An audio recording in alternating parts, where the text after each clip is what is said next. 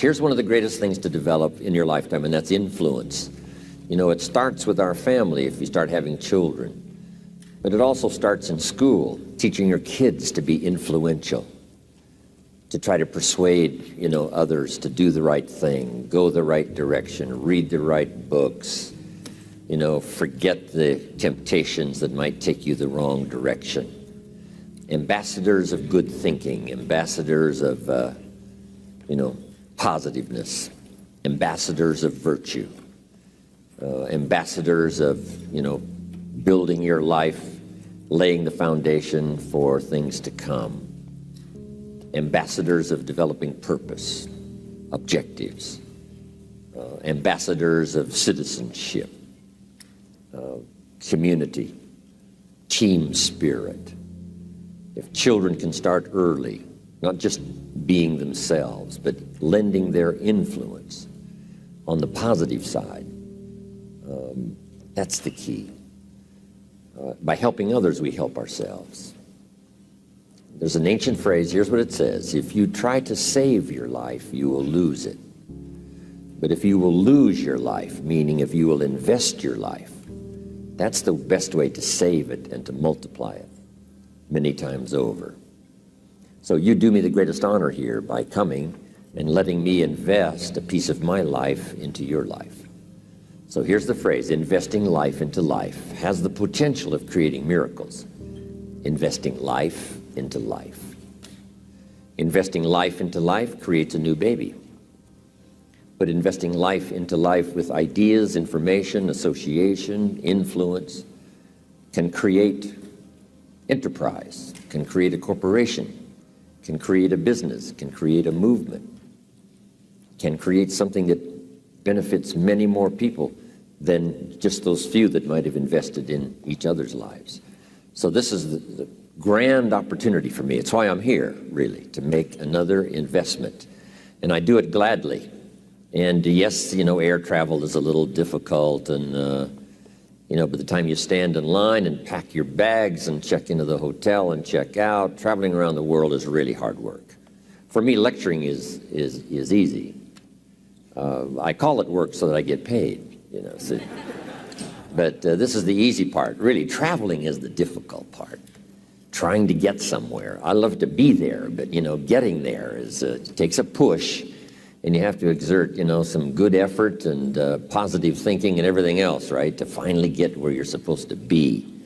So that's the hard work. But now, you know, getting here now and having the opportunity for a couple of days, 2 or 3 days, to invest in other people's lives, you know, that's a unique opportunity. So that should be one of your goals, is to be valuable enough to invest in somebody else's life, starting first if you're married with your children. And then invest in each other. Marriage and friendship, these associations are a chance to invest in each other. A business enterprise. Bill Bailey and I have been involved in other enterprises, but the enterprise, you know, fortunately was successful, and we had a chance to affect a lot of other people's lives. But guess what happened over those years, and which continues to today? We continue to invest in each other. I come up with a great idea, I get on the phone, I call him. He comes up with a book he's read, he said, this is a masterpiece, you've got to read it. So we have this chance to invest each other. And while we walk the farm country of Kentucky, we invest in each other. We walk the beaches of California. He helped me design a little cassette. Here's what it's called: How to Kick the Worry Habit. And Bill Bailey helped me to put that together. We'd walk the beach, and he has a habit of grabbing your arm when you're walking and talking. So he would grab my arm until this one would get sore, and then we'd trade places so he could, you know, grab the other arm for a while we're walking and talking. But a chance to contribute to each other. And what I share with him, he shares with others, and what he shares with me, I share with you and others around the world. That contribution of sharing with each other, being influential, leadership, making a contribution to someone's life that no telling how far it may go from the time it starts. So I'm just delighted to be here. Thanks to all of those who've made a contribution. We're going to have lunch in just a few minutes, but let's get started on goal setting. If you're ready, let's say, I'm ready. Ready. Does anybody have 5 pages of notes already from this weekend session? Wonderful, wonderful. A man showed me notes one time that he took 23 years earlier. And he said, Mr. Rohn, I took these notes 23 years ago. Now I want you to sign them. So I finally signed his notes after 23 years. He said, I've used them to build my business and my personal life. It's just been fantastic. And he said, when I took these notes, I was 18 years old. Incredible. So make this note now. You never know who's in the audience. He was 18 years old, just a teenager. We shouldn't say just a teenager. He was a teenager. So you don't know who's out there that's going to make an impact on the world, that's going to do extraordinary things. So here's what you must always do. Always be sincere and always do your best, no matter who you talk to, because you just don't know. All those years ago, in my audience in Orange County was young Tony Robbins, 17 years old, just a teenager. And he went to work for me the next day and joined one of my offices and worked for me 3.5 years. And finally, at about age 20, he ran one of my offices, helping to promote my seminars back there. Incredible, 17. So the man who had me sign his notes was 18. About the same time I met Tony, I was doing a seminar in Los Angeles, and in my audience was a young man, 19 years old. His name was Mark Hughes. And Mark Hughes started an incredible company called Herbalife. But these were teenagers now. Mark Hughes, 19, Tony Robbins, 17, the man whose notes I signed, 18. So it's incredible. You just don't know who's there ready or when the timing is right. And I've just hoped that this weekend was the right time for you. So it's a chance to never be the same again after this weekend, only by choice. You know, by choice you can still go do the same old things. But if this weekend has touched you by what you've heard, the communication from several voices, it's been important. So jot this down. It takes more than one voice to help us to see, help us to think, help us to make decisions, help us to evaluate. It takes a variety of personalities, messages, points of view, the weight of experience. If it comes from several sources, it can be just incredibly valuable when you sum total it. And I'm just happy to be part of this sum total of good voices for the weekend. Okay, let's talk about setting goals. When I first met Earl Schoaf, not long after we had met each other, he asked me, Mr. Rohn, maybe here's one of the best ways I can help you. He said, let me see your current list of goals and let's go over them and talk about them. He said, I've got the experience. And he said, let's do it. And I said to him, I don't have a list. He said, wow, you don't have a list of your goals? I said, no. He said, well, if you don't have a list of your goals, he said, I can guess your bank balance within a few $100s, which he did. And I thought, isn't that something? Then I said to him, you mean if I had a list of goals, it would change my bank balance? He said, drastically. So that got my attention. And all those years ago, I learned how to set goals. And so we want to talk about that today. And we're just going to get started before lunch, and we're going to finish after lunch when we come back. But now let's make these notes now on setting goals. The promise of the future is an awesome force. We look back for experience, but we have to look forward now for inspiration. And what gives us inspiration to get up in the morning and do our job, learn skills, develop all that we can possibly be, is the promise of the future. And it can be so powerful that it can overwhelm any adversary you might have, any difficulties you might have. Here's a key phrase: reasons make the difference in how your life works out. Reasons make the difference in your appetite and zest for taking on the challenge, doing the job, becoming successful. Mr. Schoaf said, if you have enough reasons, you can do the most incredible things. You can get through the most difficult day. You can overcome the most unbelievable challenges if you have enough reasons. And so he said to me, If you haven't got a list of your goals, Mr. Rohn, it's probably because you don't have enough reasons. He said, I'm sure since I've met you, you have enough intelligence. And he said, you have enough good health. And he said, you have, all of those things working for you. But here's what you must work on now is to have enough reasons. Looking into the future, developing reasons. Okay. So now make these notes. We're primarily affected by 5 things.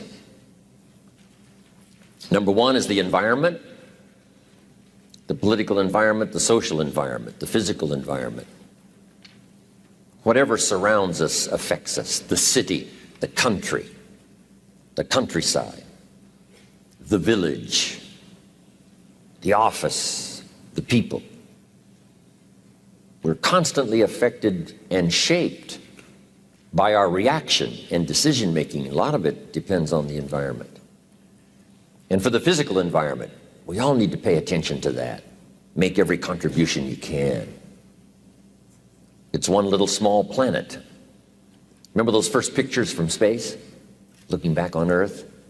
It looked so fragile. It looked so small. We thought, wow, so many people live there. How can that be? We must take care of it. It's, right now, it's the only planet we got. Do everything we can. My mama taught me those little things, right? Pick up, don't leave your trash. A little thing like, I remember I got a toothpick once at the cafe, and I took the little cellophane off the toothpick and I just dropped it on the floor. Mama said, no, you wouldn't do that at home. I thought, wow. She said, just put it in your pocket. And then when you get home, you put it in the trash. And somebody said, well, what difference does that make? The little cellophane on the toothpick. Here's what makes the difference, the habit. And the habit makes the difference primarily for you. Now, yes, it makes a contribution, and a little small contribution by not leaving trash. But here's what it does mostly. Give you the incredible feeling of self-worth because you have good habits. That's the deal. The habit of turning out the lights when you're finished with your hotel room. You leave the hotel room, turn out the lights. It just makes a small contribution, but what if everybody did it? I'm telling you, the energy requirements would be less. You say, well, the hotel gets the benefit. Hey, it doesn't matter to you who gets the benefit. Guess what's the greatest benefit? Being a person of unique habits. Habits that not only, make you perform as far as skills are concerned, but habits that make you feel good about yourself. And then sometimes we get the question, why do it? And I got the best answer to that. Why not do it? If it's so easy to do, why not do all the easy things that make a contribution?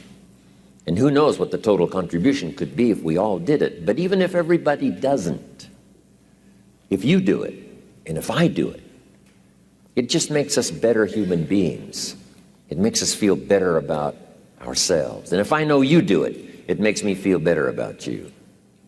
And if you know I do it, I think it makes you feel better about me. Say, wow, this man was taught some good things when he was growing up. I did a little television series not long ago, and here was the title of the talk, Things My Mother Taught Me. It was kind of interesting. My mother taught me, always eat before you go to the banquet, so you won't appear hungry when you get there. And then you can do which is most important, and that's to socialize. So rather than go to the banquet to make up for, a meal you haven't had, and eating everything in sight, not having any time to socialize and mingle with the people, Mama said, always eat before you go to the banquet. Wow, that's really good advice. Little things she taught me. Mama said what? Sit up straight? The reason she said that is because she had a vision of me sitting up straight, shoulders back, chin down, look up, look everyone in the eye, good posture, feel good about yourself, other people feel good about you. Our parents' vision of who they wanted us to be gave us those little tips. Who was it wrote the book, Everything I Needed to Know I Learned in Kindergarten? Thank you, please. Some countries of the world show unique respect. When I go to Mexico, I love to go to Mexico because they don't just say, hello, Jim Rohn. They say, hello, Mr. Jim Rohn. When they introduce me, they say, this is Mr. Jim Rohn. They don't say, this is Jim Rohn. It's just part of the custom. This is Mr. Jim Rohn. When I first came to the South, I remember just as a kid, and they said, yes, ma'am. Yes, sir. No, sir. I mean, where I was raised, we really didn't do that. But I think the more the South did it, the more it caught on. And now I'm beginning to hear that in a lot more places than just the South. Yes, ma'am. Yes, sir. Things my mother taught me. Things we can all learn. Helps make our lives better, helps make the world better, helps make people feel good about themselves, feel good about us. Incredible. So the environment, whatever little thing you can think of that gives you pride and joy in doing to make the contribution. As small as it may seem, you make it for what it does to the environment, for the people. But here's the biggest reason, for what it does for you.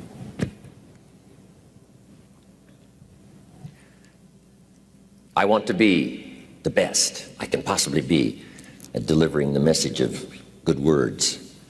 So we keep working on our skills to be the best we possibly can. Now let me get back now to setting goals. First, we're affected by the environment. Next, we're affected by events. Some events affect us all. Some affect the world regionally, nationally, or by the state or by the community. But some events affect us all.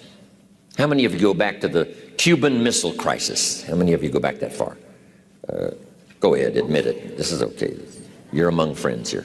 Okay, quite a few of you. The Cuban Missile Crisis, that was an event that affected the whole world. It was unbelievable. U.S. government finally wakes up one day and finds out that Khrushchev's got his missiles on the way to Cuba. And the sites are already prepared. So Kennedy calls Khrushchev and says, Nikita, you cannot put your missiles in Cuba. And John Kennedy hadn't been president very long, so this was a unique occasion for the young president. Nikita Khrushchev says, young Kennedy, this is Nikita Khrushchev. I'm from Russia. And I promise you, sir, we will put our missiles wherever we please. Now people are starting to dig their bomb shelters, right, in the backyard. Things are starting to happen. Next call. John Kennedy calls, Mr. Chairman, Mr. Khrushchev, you cannot put your missiles 90 miles from Florida. That's impossible. Mr. Khrushchev says, well, young president, I must inform you, the ships are already on the way. Wow. Now we're getting nervous. Next call. John Kennedy calls Mr. Khrushchev and says, Mr. Chairman, I promise you, sir, this is such a serious matter, we will not let your ships arrive. Whoa. Khrushchev calls Kennedy, said, Mr. Kennedy, you must think this over, because if you mess with our ships and stop them on the way, it means war. Last call. Kennedy says, Mr. Khrushchev, I must assure you, sir, and this is for your sober consideration, if it is war, Russia will cease to exist. There won't be any more Russia. Last call.